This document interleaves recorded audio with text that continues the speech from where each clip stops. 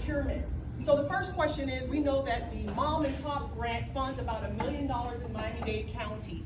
However, that process is not beneficial to the small business. I'm sure some of you are aware and others are not, but just for the audience. You apply for the mom and pop grant. It's across all districts. Once you are approved, you come in and they tell you what your amount is. Some districts you can get 10,000, some you get 5,000. Once you're approved, they tell you what your amount is. However, you don't get the check right away, one, right? They have certain categories that you can use the dollars for, which is fine.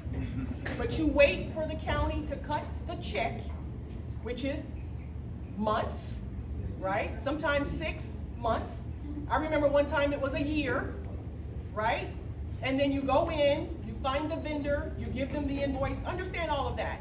But why does that process for mom and pop grant have to take 6 months to a year when it's supposed to be the solution for small businesses throughout the county?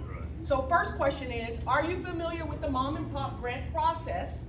Second question, how do you eliminate the red tape when the government is supposed to be the solution for the small business? How do you eliminate that rate? Why does it take 6 months to get a check to go out and pay for liability insurance, to go out and do a commercial truck, to go out and hire someone? Why does that process take 6 months? What is your recommendation? This is a rapid round. I'm only giving you 30 seconds. What is your recommendation to improve the mom and pop grant?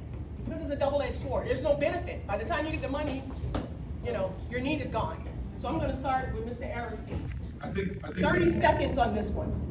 Okay, I think quickly what you need to look at, people that have businesses, we've got to help people with their businesses to write the grant. I've seen some of the grants, some people have put the application there as a challenge. Part of it has to be an opportunity for community navigation, particularly with businesses. So when they put the application in, it could be a little bit better. It could be a little less seamless. So I'm going to challenge you. Go ahead. One thing I do commend the county on, the application is very simple. It's probably the simplest loan grant application you'll get in ever if you've been to a bank. So they've eliminated that hurdle. However, dispensing the dollars remains the issue. What is that solution?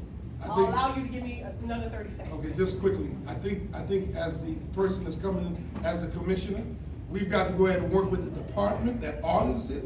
We got to work with that department to go ahead and take some of the red tape out. But I did see some of the application. I know you said it was simple. I saw some people struggling with it that have businesses. And I did recognize that because I worked with some people to try to help them with the application. As a matter of fact, we had a program in we were doing as a family to help people write grants.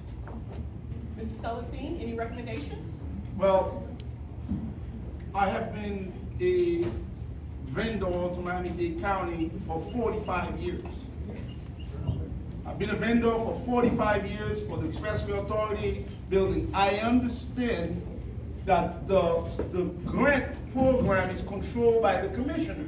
We saw what happened a couple of months ago where some people from the commissioner's office were giving grant to themselves. I know that same program. So the program is controlled by the office of the commissioner in part. So I would create an office to teach people how to do business with the county. That is the main problem. Since Barbara Carey Schuler left, Tools for Change closed, who was very good to small business. I would return an institution like that to help small business navigate and understand how to do business with the county. 30 seconds, sir. Mr. Clark. I feel your pain. I was a small businessman myself with my bookstore, Afro Books and things. They normally gave the control of the grant to an entity like NANA. And then NANA dispersed it. And then in dispersing it, NANA gave it to one of the local preachers who tried to do the work itself, like painting and landscaping, something if you have a building or if that what the grant was intended to. And it was all a mess. So you need someone to advocate what the small businesses need. So my organization, Family Action Network Movement, I deal with the county all the time, and this red tape has been there forever. I believe that there are some problems that we commissioners will not be able to solve by ourselves. We'll have to work with the management to make sure that these checks get out as fast as possible. But it's not only about the mom and pops. It's It's also about grants that go to the community. Some of you in the room might have grants with the county. They have a system that is obsolete, that is passé, that needs to be revamped. And I spoke with the mayor recently. I told her we have to move the county to the 21st century. And I think we need to find a way to get these checks faster. The way to do it is through management. 30 seconds, Mr. Mayor.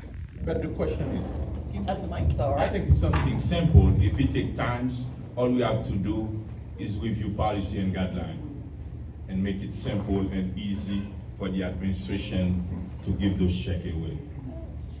If it doesn't work, it's two things. We need to understand 1 billion people are applying and they have money for 50.